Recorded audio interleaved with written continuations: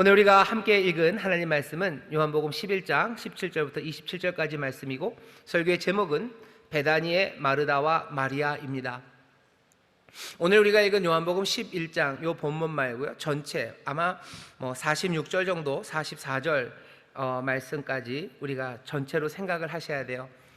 요한복음 11장 그러면요, 나사로 이야기입니다. 나사로의 부활. 그래서 부활절날 많이 이 말씀을 읽고, 또 이 말씀이 읽혀지는 때는 장례의 절차 가운데 나는 부활이요 생명이다라는 예수님의 말씀을 우리가 읽습니다.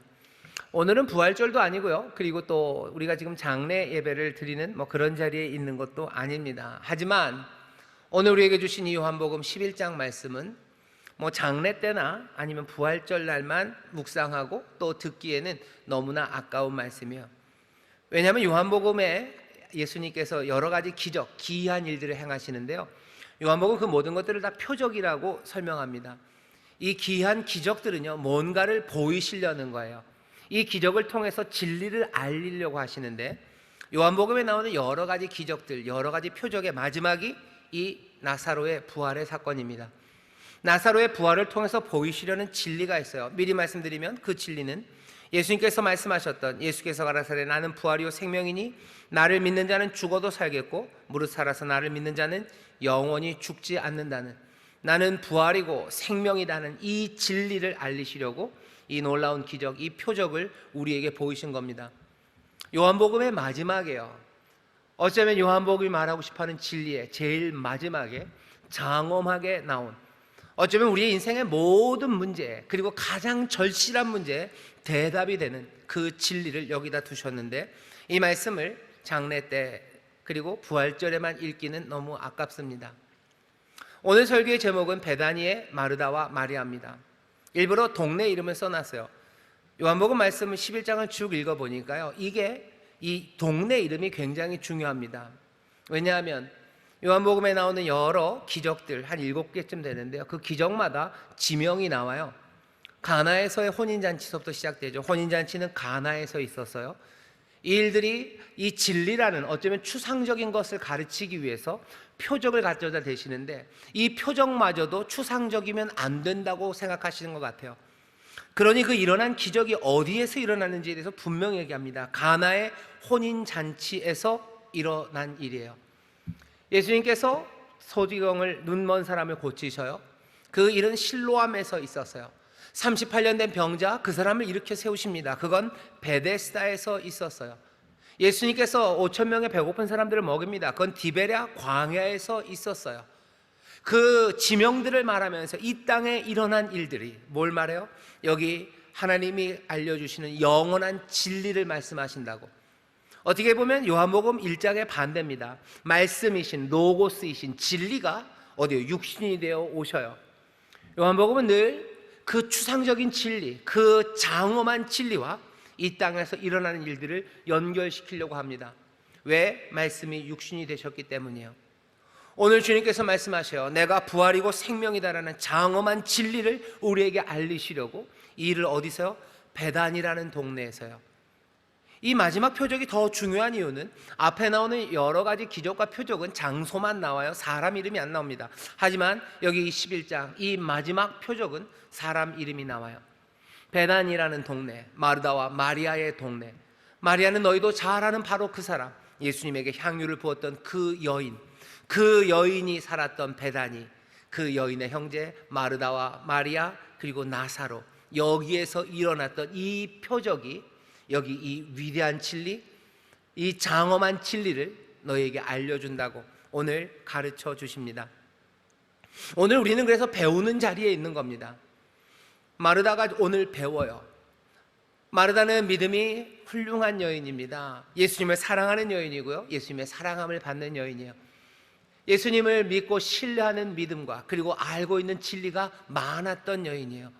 하지만 이 여인, 이 마르다에게도 예수님이 가르치고 싶으신 게 있어요. 베다니의 마르다에게 가르치고 싶으신 것은 어쩌면 정말로 현실의 이름을 가지고 한 동네에 살고 있는, 추상적인 진리가 아니라 삶의 자리에, 여기에 땅을 밟고 살고 있는 우리에게 알려주시고 싶으신 예수님의 가르침이 오늘 본문의 내용입니다. 베다니의 마르다와 마리아처럼요. 아마 여기 설교의 제목을 바꾸시면, 여러분들 그렇게 바꾸시면 돼요. 저는 이 설교 노트에다 이렇게 쓰면 됩니다. 관교동의 최용호예요. 제가 관교동의 최용호입니다. 사람들은 제가 관교동의 정우성인 줄 알지만 그건 아닙니다. 관교동의 최용호입니다. 계산동의 김복동 집사님, 가자동의 김영희 권사님, 삶의 자리에서 주소가 있는 분들이에요. 삶의 이름이 있는 사람이에요. 정말로 현실의 우리의 삶에서 붙잡아야 되는 진리를 예수님이 알려주고 싶으셔요. 오늘 내가 살고 있는 삶의 자리, 관교동, 계산동, 가자동, 9월 3동, 거기에서 내 이름이 있어요. 내가 사는 삶의 자리야. 도대체 거기에 무슨 일이 일어나는지, 거기서 예수님을 사랑하고 예수를 믿는 사람들에게 도대체 뭘 가르치고 싶으신 건지, 마르다에게만 가르치고 싶으신 게 아니라 누구에게도, 저에게도, 그리고 여러분들에게도 예수님이 가르치고 싶으셨던 요한복음의 어쩌면 마지막 표적이 우리에게 알려주는 진리가 있습니다. 그리고 이 진리는 제가 믿기에 바로 요즘, 아니 이 시절을 살아가고 있는, 이 시절을 관교동에서, 9월 3동에서, 인천에서 함께 살아가고 있는 우리가 들어야 할 진리의 말씀입니다. 요한복음 11장을 보면 그렇게 시작이 돼요. 여기 문제가 생기죠. 마르다와 마리아의 오라비 나사로가 아픕니다. 아마 많이 아팠던 것 같아요. 베다니라는 곳인데요, 요한복음 11장을 보면 베다니가 얼마나 예루살렘에서 가까운지 그 디테일이 나와요. 예루살렘에서 한 5리쯤 떨어진 베다니입니다. 지금 예수님은 어디에 계시냐면요, 유다 광야에 계셔요. 요한이 세례를 주었던 요단강 저편 유다 광야로 가셨어요.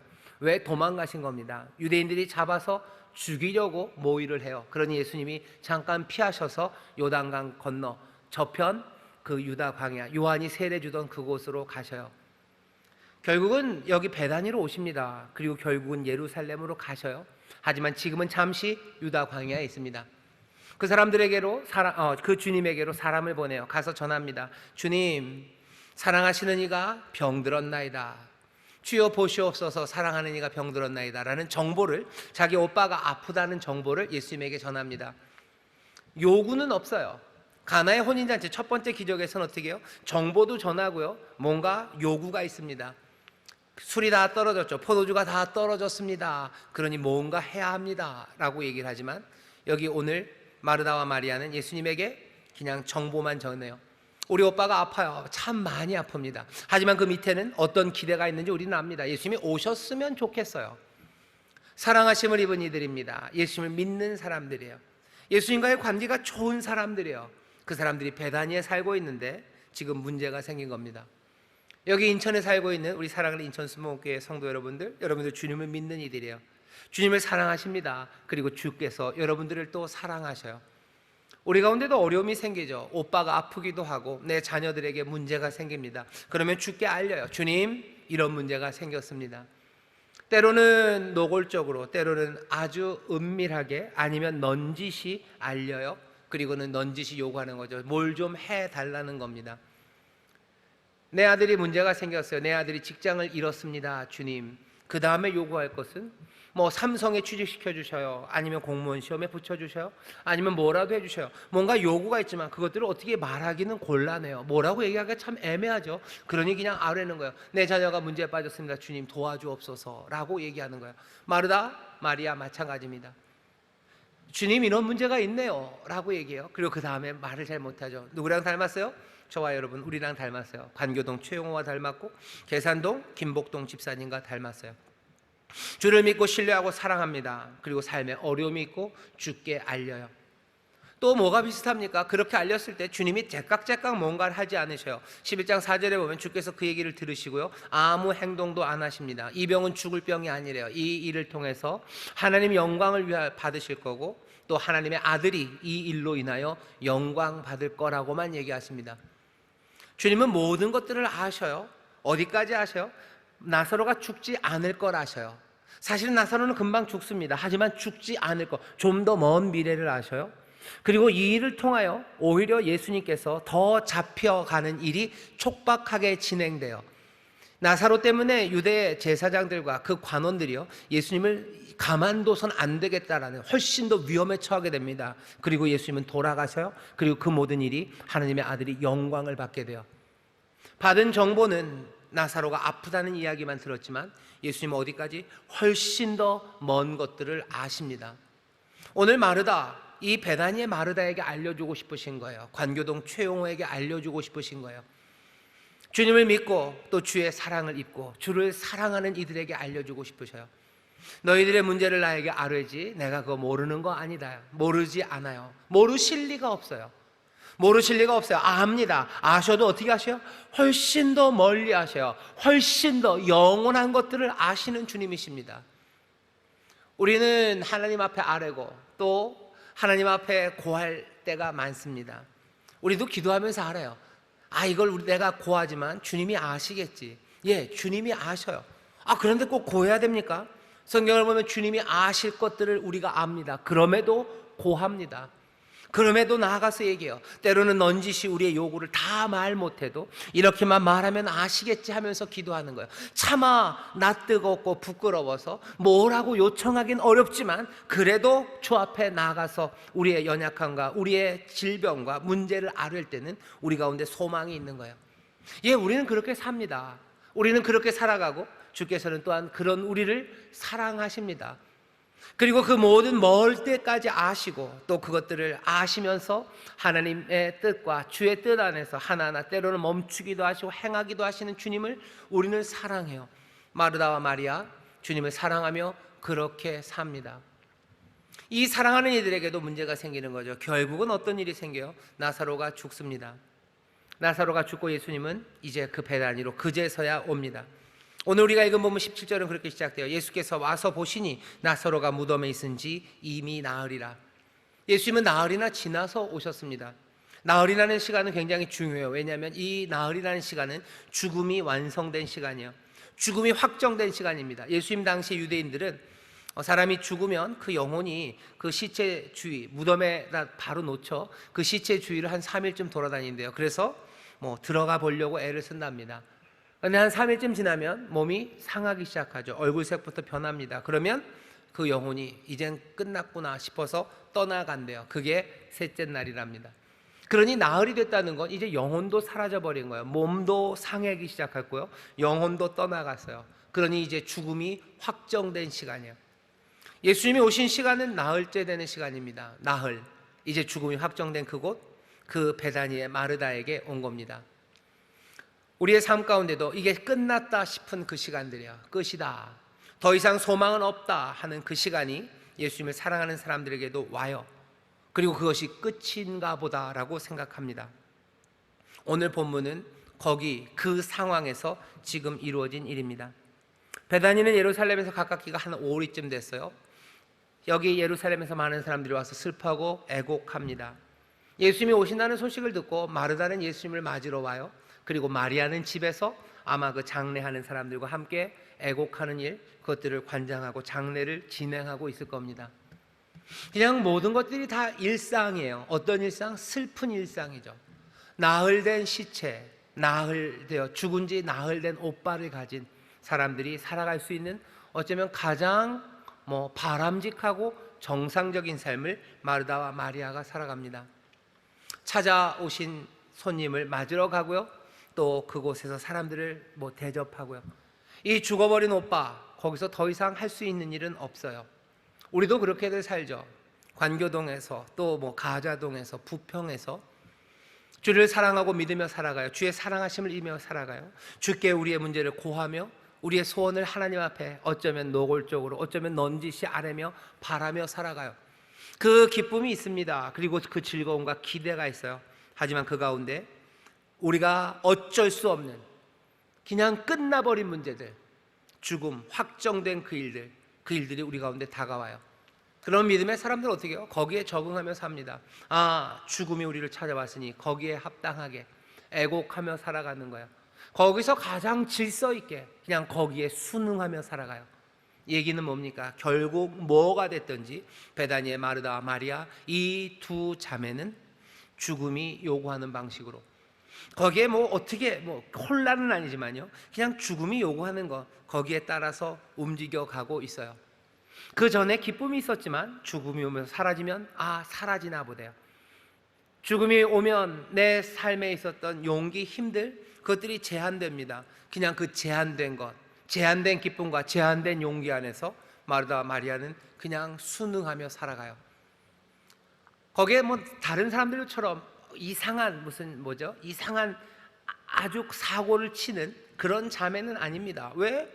이 사람들은 그래도 믿음의 사람들이에요. 소망의 사람들이에요. 예수님의 온유함을 닮은 사람들이에요. 어쩌면 차분하게 그 삶들을 살아가죠. 여기에 예수님이 오셔요.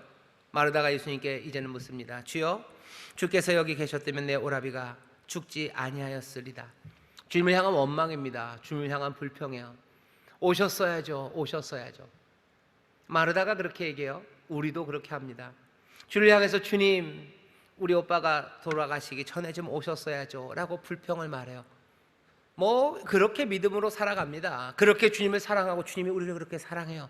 그렇게 불평할 수 있어요. 가슴을 치며 또 내 가슴을 치고 예수님 가슴 치면서 그렇게 살아가요. 거기에다가 또 멋진 확신의 믿음도 있어요. 그러나 나는 이제라도 주께서 무엇이든지 하나님께 구하시는 것을, 하나님이 주실 것을 압니다.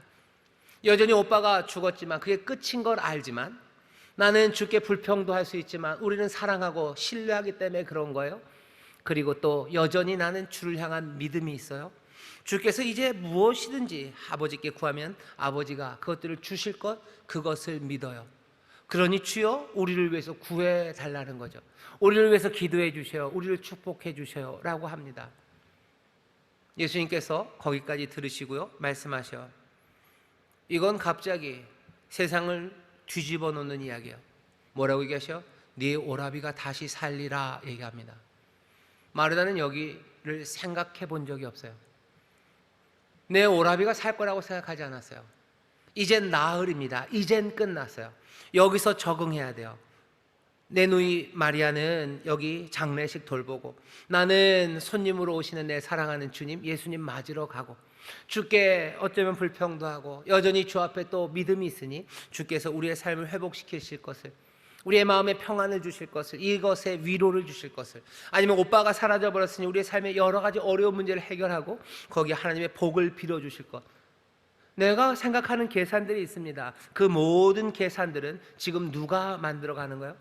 죽음이 가져다주는 어쩌면 가장 좋은 안전한 길이에요. 죽음이 벌써 방향을 틀어놨어요. 그리고 그 안에서 이 넓은 진폭 가운데요 가장 좋은 것들이 이루어지기를, 무엇이든지 주가 이 죽음이 만들어 놓은 이 길의 진폭 안에서 우리로 걸어가게 해주실 것, 그거 기대하며 예수님에게 부탁하는 겁니다. 예수님, 기도해 주시면 무엇이든지 될 겁니다. 예수님 뭐라고 얘기하셔요? 기대하지 않았던 이야기, 네 오라비가 다시 살 거라고 예수님이 일부러 말씀하셨어요. 왜? 시간을 말하지 않습니다. 지금이라고 안 하셔요. 왜 그래요? 오늘 이 말씀 몽땅 다 가르치시기 위해서요. 오늘 우리를 가르치십니다. 예수님이 마르다에게 얘기하시는 거예요. 네 오라비가 다시 산다. 마르다는 그 얘기를 딱 듣자마자 뭐라고 생각해요? 지금이라는 건 상상하지 않아요. 예, 예수님, 마지막 날 모두가 다 부활하는 그날에 내 오라비도 살아날 것을 내가 안다고 얘기를 해요. 예수님이 그 말을 들으시고 우리에게 이 진리를 전하십니다. 예수께서 가라사대, 마르다에게 하시는 말씀이에요. 오늘 우리에게 하시는 말씀이에요. 나는 부활이다. 나는 생명이다. 나를 믿는 자는 죽어도 산다. 그리고 나를 살아서 믿는 자는 죽지 않는다. 왜? 나는 부활이고 나는 생명이다. 네가 이것을 믿느냐? 라고 물으셔요. 난데없는 이야기예요. 뚱딴지 같은 이야기예요. 우리 믿음의 사람들, 베다니의 마르다만이 아니라 방교동에 살고 있는 저, 아니면 다른 여러 지역에, 인천에 살고 있는 여러분들, 내 삶의 자리에서요 죽음이 그리고 사망이 이끌어가는 삶의 진폭 안에서 우리가 그냥 거기에 합당하게 살아갑니다. 우리는 그 가능성, 그게 다인 줄 알아요.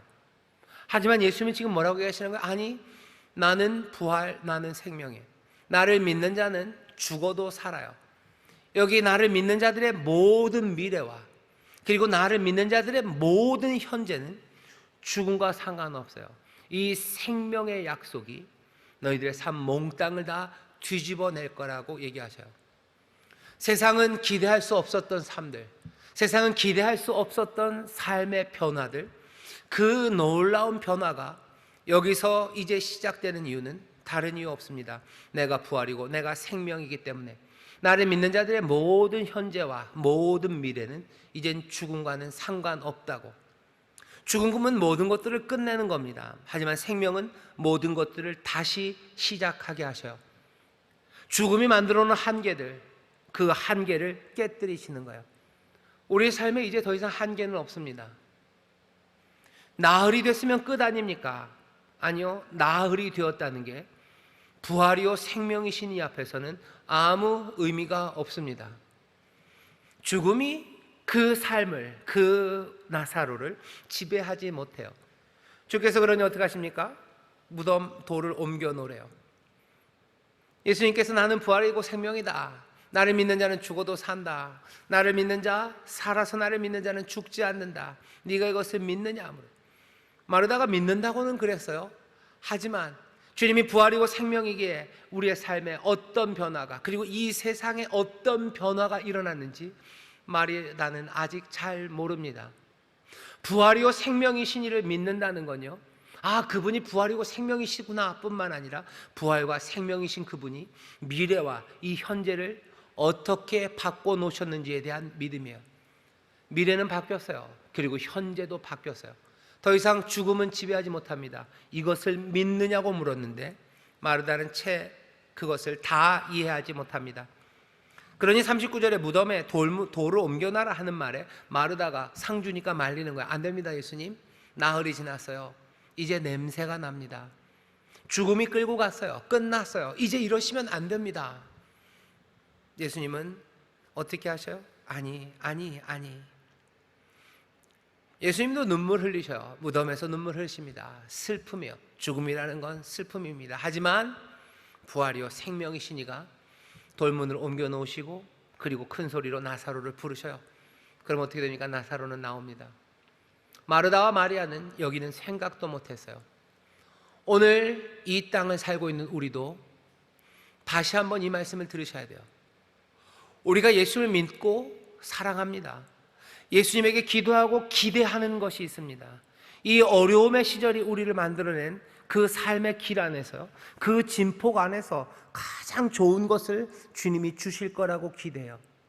하지만 요한복음 11장에서는 예수님은 이 모든 것들을 다 들어 엎으셔요.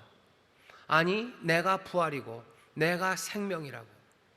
오늘 우리에게 주님께서 약속을 주시는데요, 요한복음에 있는 어떤 약속보다도 오늘 주시는 내가 부활이요 생명이라는 약속, 내가 부활이니 너희의 모든 미래와 내가 생명이니 너희의 모든 현재를 내가 생명이 주관한다. 죽음은 이제 너희 가운데 어떤 힘과 능력도 없다라는 이 귀한 약속은 요한복음을 통해서 우리에게 주는 모든 약속 중에 가장 폭발적입니다. 그리고 가장 포괄적입니다. 그리고 가장 생생합니다. 예수님이 우리에게 생수를 주신대요. 배에서 터져나오는 생수예요. 우리 가운데 생명의 떡을 주신대요. 우리 가운데 영생을 주신대요. 하지만 그 생수라는 건 영혼의 목마름에 관한 거예요. 생명의 떡, 우리의 지침과 힘듦과 연약함이에요. 기쁨을 우리에게 주시죠. 생수의 기쁨이 우리에게 있습니다. 그 약속 붙잡아요. 하지만 사람들은 어떻게 해요? 죽음이 오면 이 기쁨은 사그라져야 된다고 생각해요. 아니면 기쁨이 만들어내는 그 진폭 안에서 우리의 기쁨이 주어져야 된다고 생각해요. 생명의 떡이 우리에게 옵니다. 용기와 활기가 있어요. 용기로 삽니다. 주님이 주신 능력으로 삽니다. 하지만 죽음이 왔을 때는요, 거기에 맞춰서 우리의 힘과 용기도 흔들리고, 아니 그 안에서 가장 좋은 것, 그 한계 안에서, 죽음이 가져다 준 그 길의 한계 안에서 우리가 움직여야 된다고 생각하는 거예요. 그러니 슬픔 가운데 조금 위로해 주시기를 기대하는 거지, 그 무덤 문을 여시고 나사로를 나오게 하실 것, 거기에 대해서는 상상도 못합니다. 예수님의 약속들이 요한복음에 많아요. 하지만 그건 어쩌면 좀 추상적입니다. 그냥 기쁨, 아니면 우리 인생의 슬픔 앞에서의 기쁨이에요. 연약함과 그리고 못남 앞에서의 용기예요. 하지만 오늘 주시는 부활이요 생명이라는 이 약속은 죽음 앞에서, 죽음과 맞닥뜨린 그곳에서 우리에게 주시는 놀라운 약속입니다. 오늘의 이 소망은 느슨한 소망이 아니에요. 설렁설렁 넘어가지 않아요. 왜? 죽음 앞에서 주는 소망이에요. 지금 우리가 살아가고 있는 이 땅에 죽음과 사망의 권세가 생생합니다. 그냥 이 안에서, 그래도 이 안에서 위로와 이 안에서 그래도 어느 정도 하나님 기쁨을 우리에게 주셔요. 이 슬픔이 이끌어가는 몽땅 다 끝난 것 같은 이 세상에서 그래도 좀 위로를 받고, 그래도 좀 잠이라도 잘 자고 아침에 그래도 좀 활기있게 일어날 수 있도록 하나님 그렇게 구해 주셔요. 주께서 구하시면 아버지가 그 정도는 주실 겁니다. 그렇게 살아가게 해주세요 라고 요구하는, 어쩌면 마르다예요. 주를 믿고 신뢰하고 사랑하고 사랑받고 주 앞에 기도하고 원망도 하고 간구도 하고 확신도 하면서 그 안에서 뭔가를 이루어지기를 꿈꿉니다. 하지만 예수님이 얘기하시는 거, 아니 내가 부활이고 생명, 나를 믿는 자는 죽어도 살고 살아서 나를 믿는 자는 죽지 않는데요. 이건 뭡니까? 죽음이 만들어 놓는, 아니면 세상이 만들어 놓은 그 모든 한계들, 그것들을 다 걷어버리는 거예요. 꿈꿀 수 없었다고 생각하고 죽음이 우리의 한계와 그리고 트랙을 만들어놨는데 그 트랙을 몽땅 다 걷어버린 거예요. 세상이 너희들은 이만큼에서 얻을 수 있다고 해놓은 그 제한, 그것들을 다 걷어버리는 거예요. 너희들이 만들 수 있는, 누릴 수 있는 평안과 기쁨의 진폭은 이만큼이라고 정해놓은, 세상이 정해놓고 죽음이 정해놓은 그 틀을 다 깨뜨리며 말씀하시는 겁니다. 죽음의 질문, 그 앞에서 우리의 새로운 소망과 약속을 주셔요. 우리의 소망을 제한할 것 없습니다. 우리가 꿀 수 있는 꿈들을 가로막는 건 이 땅에 없습니다. 왜? 주께서 부활이고 주께서 생명이시기 때문이에요. 우리의 뭔가를 제한한다면 그건 세상의 죽음이 아닙니다. 주 안에서, 그리스도 안에서일 뿐이에요. 가장 선한 것 안에서 꿈꾸지 못할 것 없어요. 무덤에서 나흘되어 냄새나는 이가 나올 것이 하나님의 영광을 위해서라면 그것들을 가로막을 어떤 능력도 없습니다. 왜? 주가 부활이시고 생명이시기 때문이에요. 꿈이 제한된다는 거, 소망이 제한된다는 거, 선한 생각이 제한된다는 게 얼마나 가슴 아픕니까? 세상을 살아가면서 직장에서 좋은 꿈들 꾸다가 안 된다고 생각하는 거예요. 이젠 더 이상은 안 돼요. 이건 안 돼요. 그냥 이 안에서 내가 만족하고 그냥 월급이나 제대로 나오고 그냥 그렇게 살았으면 되겠다고, 그 안에서 하나님 그냥 소소한 만족들, 그냥 동료들과 그냥 만족하고 집에서 위로받고 내가 그냥 건강하게 직장 다니는 거, 그 꿈들 그만큼이라고만 생각하는 거예요. 이 얘기는 별로 하고 싶진 않지만 대한민국에서 뭐 종교 탄압이니 아니니 말이 많아요. 이런 상황에서 이렇게 예배드리는 것 안에서 이만큼 예배드리는 거, 그냥 요렇게라도 했으면 어떻게 좋을까? 아니요, 주님은 뭐라고요? 내가 부활이요 생명이래요. 왜 꿈을 못 꿉니까? 왜 꿈 못 꿉니까? 내일 새벽이라도 우리 인천 수목의 모든 성도들이, 아니 전에는 교회 잘 안 나왔던 성도들까지라도 몽땅 다 성전을 빼곡하게 채워서 하나님을 예배하고 찬송하고 은혜를 누릴 그 꿈들을 왜 못 꿉니까? 왜 못 꿔요? 아, 코로나 때문에 안 되는 거야. 코로나 하나님이 날려버리시면 되는 거죠. 하나님께서 은혜로 새 일을, 생명의 주님께서 선한 일을 하실 그 꿈들을 우리는 꾸지를 못하게 만들어요. 하지만 주님 말씀하십니다. 아니 내가 부활이요 생명, 내 생명이 세상을 다스린대요. 그리고 물으시는 거죠. 네가 이것을 믿느냐?